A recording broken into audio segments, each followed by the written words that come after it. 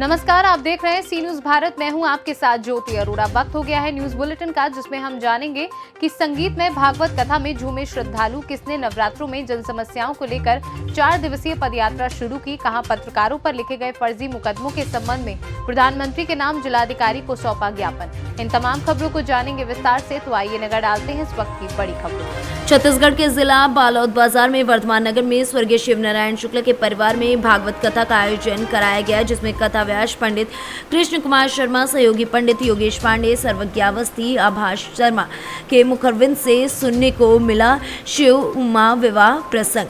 बता दें कि इस दौरान बारात में उनके गढ़ों सहित सभी श्रद्धालु जमकर झूमे। इस दौरान महिलाएं भी खुद को झूमने से नहीं रोक पाए।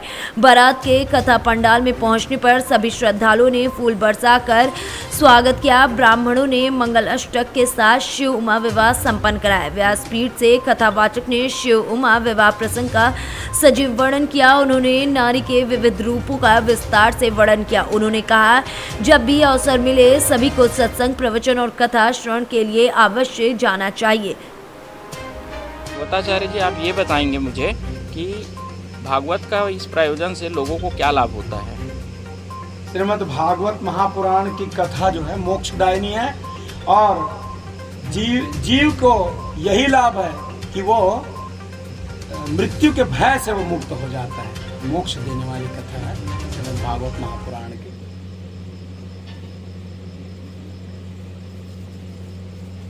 और श्रीमद् भागवत महापुराण की कथा को जो जीव जड़ चेतन सुनता है, उन सब का जीवन धन्य होता है। परमात्मा के शरण में जाकर के उनको भक्ति, प्रीति और अनुरक्ति की प्राप्ति होती है। अच्छा लगा है। इसमें हमारी बहुत सारी भ्रांतियाँ थी, वो काफ़ी दूर हुई है। पहली भ्रांतियाँ थी कि हम जानवरों के बच्चे हैं, हमारे पूर्वज जानवर है, लेकिन हमारे जो पूर्वज है वो ऋषि मुनि हैं और उस पर हमको बहुत ज़्यादा गर्व है कि हम ऋषि मुनि के वंशज हैं।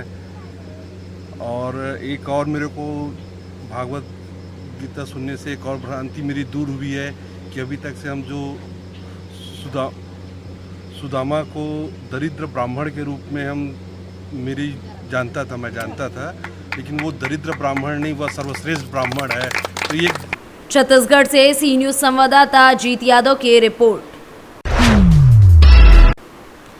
तिलकवाड़ा तहसील के वनगांव में ग्राम पंचायत के नए मकान बनाने की मंजूरी मिली थी, जिसमें महानुभावों के हाथों से वनगांव में ग्राम पंचायत के मकान का खातमुहूर्त किया गया। सबसे पहले छोटी कन्याओं के हाथों से कुमकुम चंदन करते हुए महानुभाव का स्वागत किया गया एवं कार्यक्रम में जिला भाजपा प्रमुख घनश्याम भाई पटेल, जिला महामंत्री विक्रम भाई तड़वी, जिला भाजपा उप प्रमुख जैनेन्द्र भाई प्रजापति, तालुका भाजपा प्रमुख बालू भाई बारिया, तालुका विकास अधिकारी घनश्याम भाई पटेल सहित अन्य महानुभावों के हाथों से दीप जलाकर कार्यक्रम का शुभारंभ किया गया और 18 लाख के खर्च से निर्माण होने वाले ग्राम पंचायत के मकान का खातमुहूर्त किया गया। हाल में सरकार की ओर से विकास के अनेक कार्य किए जा रहे हैं, जिसमें नर्मदा जिले में भी अनेक विकास के कार्य किए जा रहे हैं। वहीं भागरूप तिलकवाड़ा तहसील के वनगांव में ग्राम पंचायत के नए मकान का खातमुहूर्त किया गया है। आज 6 एप्रिल भारतीय जनता पार्टीનો સ્થાપના દિવસ, એની ઉજવણીના ભાગરૂપે આજે આખા જિલ્લાના બધા જ ગામોમાં ભારતીય જનતા પાર્ટીનો ધ્વજ લહેરાવવાનું કામ થયું। ગામે ગામ કાર્યકર્તાઓમાં ખૂબ મોટો ઉત્સાહ જોવા મળ્યો। 6 એપ્રિલ નિમિત્તે, સ્થાપના દિન નિમિત્તે દરેક ગામના પેજ સમિતિના સભ્યો સાથે બધા મિત્રો ભેગા થયા, પ્રવચન થયું, ગ્રામફેરી થઈ, કેટલાક ગામોમાં ગ્રામ સફાઈના પણ કાર્યક્રમો થયા અને ભારતીય જનતા પાર્ટીનો જન્મદિવસ ઉજવવાનું કામ ખૂબ આનંદ અને ઉલ્લાસથી આપણે કર્યું છે। સાથે સાથે આજે गुजरात से सी न्यूज संवाददाता वसीम मेमन की रिपोर्ट।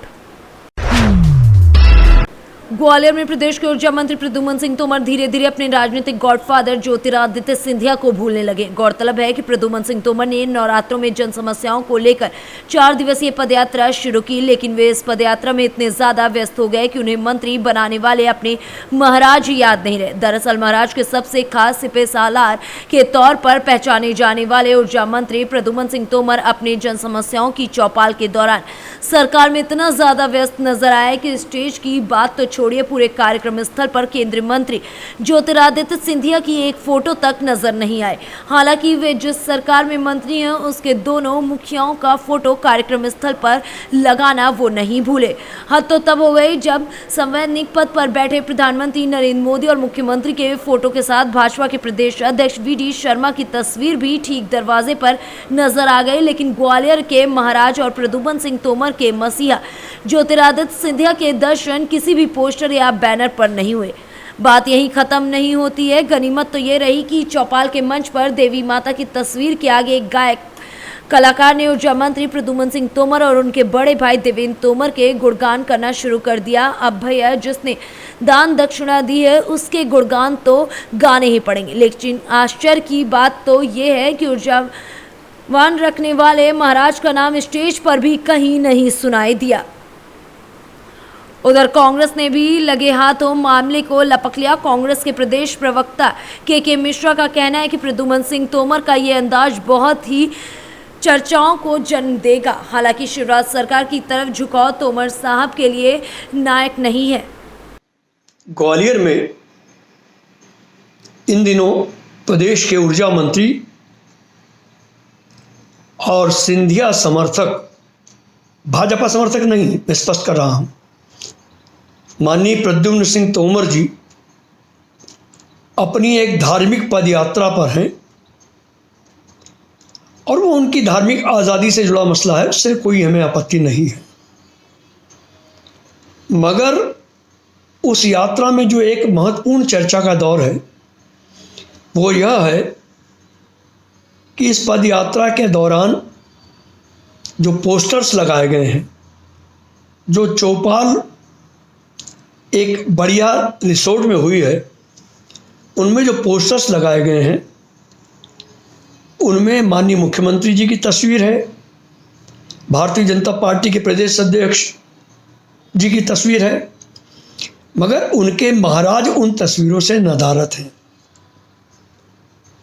अब अपने महाराज के लिए सब कुछ न्यौछावर करने वाले प्रद्युम्न सिंह जी के पोस्टर्स में महाराज का नदारद होना एक बहुत बड़ी चर्चा को अंजाम देगा ही, और वो हो भी रही है। खैर जो भी हो, उनका और उनका व्यक्तिगत पार्टी का मामला है, हमें कोई लेना देना नहीं है। मगर यह घटना जरूर एक राजनीतिक चर्चा को जन्म दे रही है। अब बाकी खुदा जाने। ये पदयात्रा का उद्देश्य बड़ा साफ है।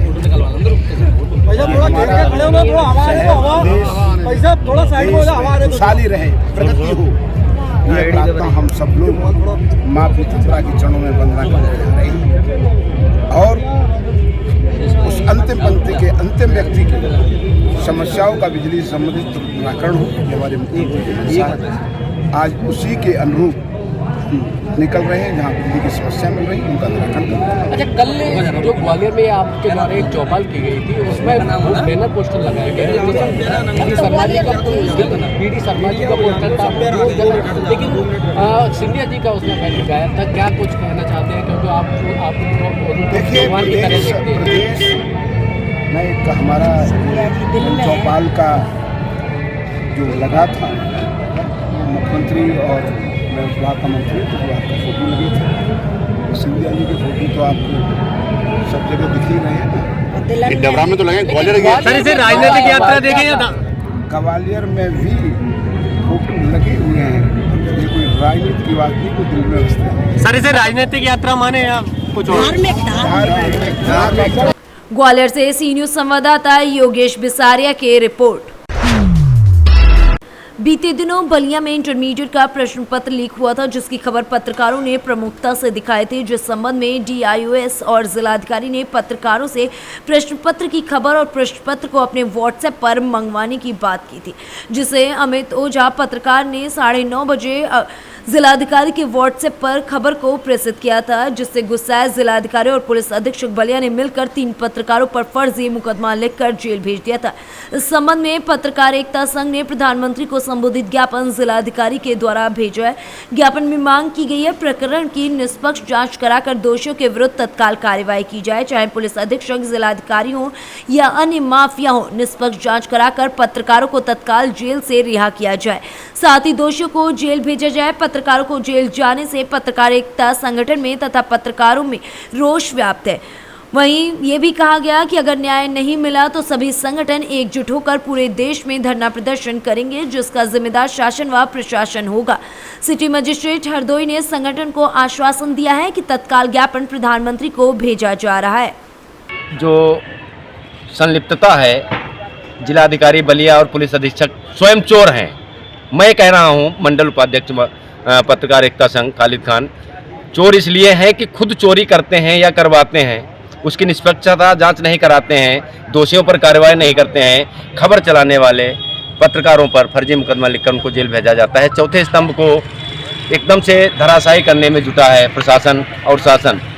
माननीय मुख्यमंत्री महोदय से कहना चाहूँगा कि पत्रकारों के प्रति एक ऐसा कानून बनाइए, निष्पक्ष जांच कराइए, फर्जी मुकदमा जो लिखे जा रहे हैं, लिखने वालों पर विधिक कार्रवाई की जाए। जो भी अधिकारी संलिप्त रहते हैं या ये माफिया जिन्होंने पर्चा लीक किया है, इन पर कठोर कार्रवाई की जाए और हमारे जो पत्रकार साथी हैं इनको न्याय दिलाने का कार्य करें, उनको तत्काल जेल से रिहा किया जाए। अगर ऐसा नहीं किया गया तो पत्रकार एकता संघ धरना प्रदर्शन के लिए बाध्य होगा। ऑल इंडिया, पूरे इंडिया में एक ऐसा विशाल रूप आएगा धरना प्रदर्शन का, जो कि अनिश्चितकालीन के लिए होगा। जब तक बलिया के पत्रकारों को, अन्य पत्रकारों को सुरक्षा मुहैया नहीं कराई जाएगी, उनको न्याय नहीं दिलाया जाएगा, जब तक ये संगठन हमारा धरना प्रदर्शन करता रहेगा। जानकारी देने के लिए बहुत पत्रकार एकता संघ जिंदाबाद, पत्रकार एकता संघ जिंदाबाद, जिंदाबाद, पत्रकार एकता संघ जिंदाबाद, जिंदाबाद, पत्रकार एक। हरदोई से सी न्यूज संवाददाता जितेंद्र कुमार की रिपोर्ट। ग्राम सियरमऊ में नवरात्रि के पावन पर्व पर खैर माता को 651 फीट की चुनरी साई राम समिति एवं समस्त ग्राम वासियों के तत्वाधान में 7वीं बार क्षेत्र के प्रसिद्ध हनुमान मंदिर बस स्टैंड से भव्य चुनरी यात्रा निकाल कर चढ़ाई गई। लगभग 4 किलोमीटर की दूरी तय करने में 3 घंटे से अधिक समय लग गया। इसमें सैकड़ों श्रद्धालु तपती सड़क पर नंगे पांव यात्रा में शामिल हुए। वे माता रानी के जयकारे लगाते हुए हाथों में चुनरी लिए चल रहे थे। साई राम समिति एवं समस्त ग्रामवासियों के बैनर तले बुधवार को प्रातः हनुमान मंदिर बस स्टैंड से चुनरी की पूजा अर्चना के बाद यात्रा प्रारंभ की गई। रायसेन से सी न्यूज संवाददाता राजेश साहू की रिपोर्ट। एटा में महाभ्रष्ट लेखपाल प्रीति मिश्रा को सस्पेंड कर दिया गया। एटा सदर एसडीएम शिव कुमार सिंह ने ये बड़ी कार्रवाई की है। सदर तहसील में तैनात महिला लेखपाल प्रीति मिश्रा को एसडीएम सदर ने सस्पेंड किया। महिला लेखपाल प्रीति मिश्रा के खिलाफ भ्रष्टाचार से संबंधित निरंतर शिकायतें आ रही थी। मुख्यमंत्री एवं शासन की प्राथमिकता के अनुसार जीरो टॉलरेंस की नीति के तहत दायित्व के प्रति लापरवाही बरतने एवं कुछ अधिकारियों के निर्देशों का महिला की ओर से पालन न किए जाने पर यह कार्रवाई की गई है। एटा सदर तहसील का ये पूरा मामला है। एटा से सी न्यूज संवाददाता लखन यादव की रिपोर्ट। जनपद गाजीपुर के बरेसर थाना व अर्धसैनिक बलों ने क्षेत्र में किया मार्च। यूपी विधानसभा चुनाव के बाद जनपद में एमएलसी चुनाव को देखते हुए शांति व्यवस्था कायम रखने के लिए पुलिस ने क्षेत्र में गश्त लगाया। वहीं सूचना के अनुसार एमएलसी चुनाव को देखते हुए बरेसर थाना अध्यक्ष राजेश बहादुर सिंह अपने हमराहियों के साथ एवं सीमा सुरक्षा के अर्धसैनिक बलों के साथ चुनाव क्षेत्र में शांति व्यवस्था बनाए रखने हेतु पैदल मार्च करने के लिए निकले। इस दौरान जौहराबाद से लेकर बरेसर, ढोटारी और बरेसर थाना के अंतर्गत सभी जगहों पर पुलिस टीम के द्वारा गश्त किया गया। गाजीपुर से सी न्यूज संवाददाता रमेश यादव की रिपोर्ट। ऑटोमोटिव इंजीनियर्स की पेशेवर सोसाइटी एसएई इंडिया ने कल बहुप्रतीक्षित बाह में एसएई इंडिया सीरीज के 15वें संस्करण के फिजिकल राउंड के पहले दिन को चिन्हित किया। जनवरी 2020 में फिजिकल राउंड और जनवरी 2021 में वर्चुअल राउंड के सफल आयोजन के बाद एसएई इंडिया अपने असली फिजिकल अवतार में पीथमपुर में वापस आ गया। सितंबर 21 में प्रारंभिक राउंड और दिसंबर 21 में वर्चुअल राउंड के बाद फिजिकल राउंड 6 से 10 अप्रैल 2022 तक नाट्रेक्स पीथमपुर में पूरी तरह से शुरू होने के लिए तैयार है। भारत भर के 24 राज्यों की 81 एम्बार टीमें एसएई इंडिया 2022 के तीसरे चरण में भाग ले रही हैं। इस आयोजन में इंदौर इंजीनियरिंग कॉलेजों की 2 टीमों सहित मध्य प्रदेश की 4 टीमें भाग ले रही हैं। इस साल नाट्रेक्स में बिल्कुल नए अद्भुत ट्रैक के साथ फिजिकल इवेंट का आयोजन हो रहा है, जो टीमों के लिए उनकी छोटी गाड़ी का प्रदर्शन दिखाने के लिए बहुत अधिक चुनौतीपूर्ण होगा। एसएई इंडिया की एक उल्लेखनीय अनोखी विशेषता ये है कि इसमें हर साल एक नई थीम को अपनाया जाता है। काफ़ी इंतज़ार के बाद एसएई इंडिया निर्णायक गेम प्लान और स्ट्रेटजी थीम के साथ एसएई इंडिया 2022 के आयोजन के लिए पूरी तरीके से नए प्लेटफॉर्म के साथ अधिक जोशपूर्ण तरीके से वापसी कर रहा है। आज 2022 का इनॉग्रेशन होने वाला है, क्या कहना चाहेंगे, किस तरह का इवेंट है और एडवांस इंजीनियर्स के लिए किस तरह फ़ायदेमंद है? कोविड ने हमें बहुत कुछ सिखाया है कि हमने पूरा वर्चुअल किया था 2 साल से, और स्टूडेंट्स राह देख रहे कि कब आए और कहाँ यहाँ कंपटीशन में पार्ट ले और 4 घंटों की रेस में भाग ले। तो इस वक्त हम वापस फिजिकल इवेंट लेके आए हैं, लेकिन ये इवेंट वर्चुअल और फिजिकल के कॉम्बिनेशन में है। जैसे उसका वर्चुअल का इवेंट का वैलिडेशन भी यहाँ होगा। तो हर साल हम कुछ ना कुछ नया करते हैं। तो इस वक्त दूसरा नया ये है कि हम ट्रैक नया लेके आए। हर्षित मर्चेंट की हेल्प लेके हमने जो बाहर का इवेंट नेट ट्रिप के बाहर था वो अभी नेट ट्रिप के अंदर ले लिया है और ऑल टुगेदर नया हमने ट्रैक बनाया है। ये ट्रैक बहुत डिफ़िकल्ट होने वाला है और इतनी गर्मी में 42 डिग्री में स्टूडेंट्स में भाग लेंगे, तो हमें बहुत गारंटी है कि ये जो स्टूडेंट्स ये ट्रैक में भाग लेंगे तो वो कोई भी प्रकार की गाड़ी डिज़ाइन कर सकते हैं फ्यूचर में जब वो ऑटोमोटिव इंडस्ट्री ज्वाइन करेंगे। कितनी टीमें बनाई गई और कौन कौन से राज्यों से स्टूडेंट्स पार्टिसिपेट कर रहे हैं? तो सब मिला के इवेंट में 81। All right, my name is Harshit Merchant. I'm the convener of the event. The Baha has been happening over the last 15 years. It's an out-of-the-classroom education for engineering students, and it brings multidisciplinary faculties of engineering and otherwise together. Students learn a lot by whatever they learn in the textbooks to put it on the ground and actually build a vehicle which is evaluated under excruciating circumstances, and then of course they are rated accordingly, and I believe that that really teaches them a lot being on the ground. Sir, your name and English. Once again, I'm Harshit Merchant. I'm the convener of Baha. Indore से सी news संवाददाता सुरेश बैरागी की report. Chatra जिले में आतंक का प्रय बन चुके अंतर्राज्यीय लुटेरा गिरोह के विरुद्ध चतरा पुलिस ने बड़ी कार्रवाई की है। एसपी राकेश रंजन को मिली गुप्त सूचना के आधार पर शाती अपराधी कैलू पासवान के राइट हैंड कहे जाने वाले खूनखार अपराधी लक्ष्मण पासवान समेत गिरोह के 4 अपराधियों को डकैती की योजना बनाते समय गिरफ्तार किया गया है। एसडीपीओ अविनाश कुमार के नेतृत्व में गठित हंटरगंज थाना पुलिस की स्पेशल टीम ने अपराधियों के विरुद्ध कार्रवाई करते हुए गिरोह का खुलासा किया है। गिरोह के शातिर अपराधियों की गिरफ्तारी थाना क्षेत्र के खुटिरा सुग्गी मुख्य पथ से हुई है, जिनके पास से सुरक्षा बलों ने लूटकांड में इस्तेमाल होने वाले एक लोडेड देशी कट्टा, एक देसी पिस्टल, 315 बोर का 2 जिंदा कारतूस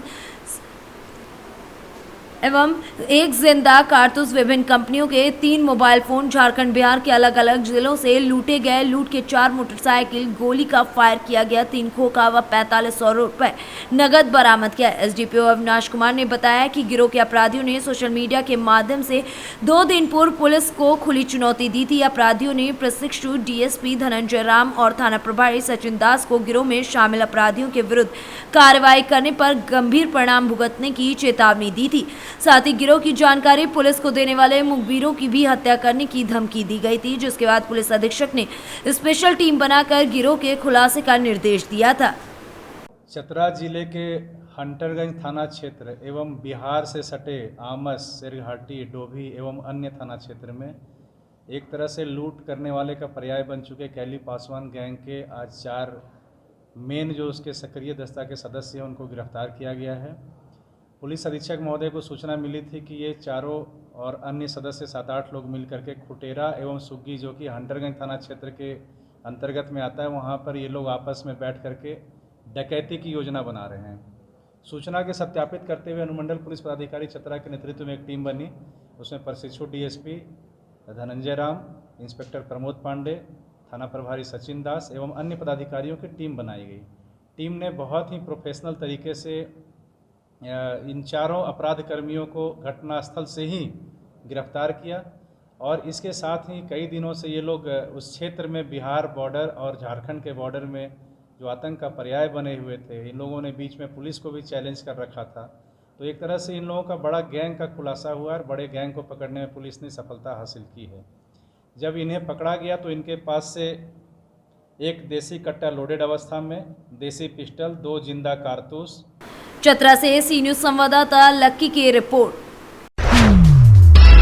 भारतीय जनता पार्टी के स्थापना दिवस पर बुधवार की शाम परकोटा में भाजपा युवा मोर्चा के नए कार्यालय का उद्घाटन हुआ। कार्यक्रम में मुख्य अतिथि मंत्री भूपेंद्र सिंह रहे। कार्यक्रम में भाजपा जिला अध्यक्ष गौरव सिरोठिया भी मौजूद रहे। युवा मोर्चा के जिला अध्यक्ष यश अग्रवाल ने कार्यक्रम को संबोधित करते हुए कहा कि पार्टी में लगातार युवाओं की सदस्यता बढ़ रही है। पार्टी का शहर से बाहर धर्मश्री में एक कार्यालय तो था, लेकिन शहर के बीच में एक कार्यालय की आवश्यकता थी, जिसके बाद शहर के मध्य में स्थित कोटा में भारतीय जनता युवा मोर्चा का ये कार्यालय खोला गया। मंत्री भूपेंद्र सिंह ने युवा मोर्चा के जिला अध्यक्ष यश अग्रवाल के कार्यों की सराहना करते हुए कहा कि पार्टी विचारधारा से प्रेरित होकर यश अग्रवाल ने बहुत जल्दी अपने श्रम और अनुभव से पार्टी के काम को काफी बढ़ाया है।